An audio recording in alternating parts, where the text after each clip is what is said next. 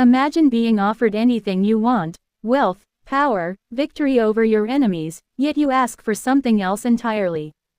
This is the story of a man who chose wisdom over gold, and became the wisest king who ever lived. Solomon was the son of King David and Bathsheba, destined to rule Israel. From birth, his life was marked by prophecy and promise. His name meant peace, and unlike many kings, Solomon's reign began without bloodshed or rebellion. Yet, ruling a vast and diverse kingdom required more than royal lineage, it required the ability to lead with understanding. One night, early in his reign, Solomon traveled to Gibeon, the most important high place in Israel, to offer sacrifices to the Lord.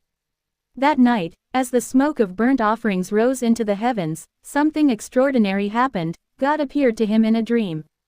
A voice spoke, "Ask for whatever you want me to give you." This was a test of the heart. A young king could have asked for wealth beyond imagination, military dominance, or a life free from enemies. But Solomon knelt in humility. "Lord, you have made your servant king in place of my father David.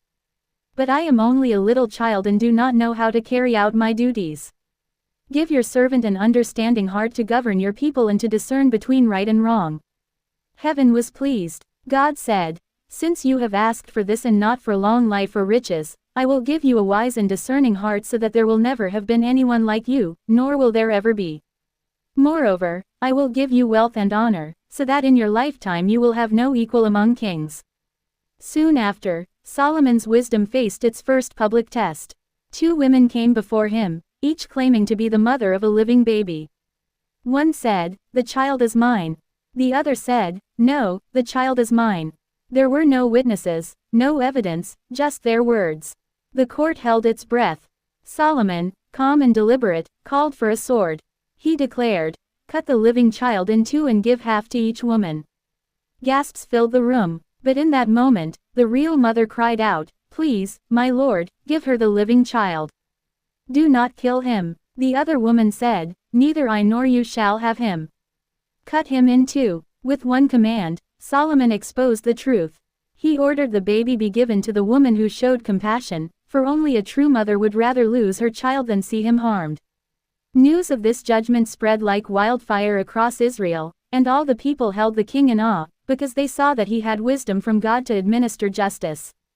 From that day, Solomon's wisdom became legendary.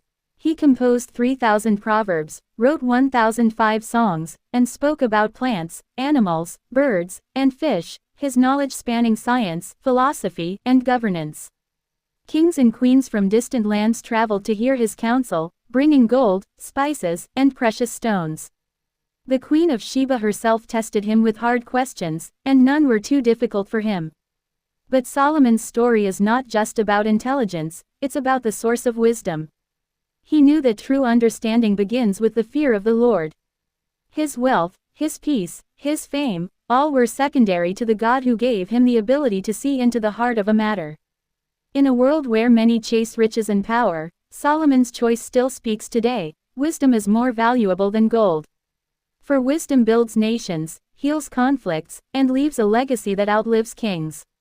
The question is, if God asked you today, "What do you want me to give you?" What would you choose? Like and share this video. Also, don't forget to subscribe to this channel for more Bible stories brought to life.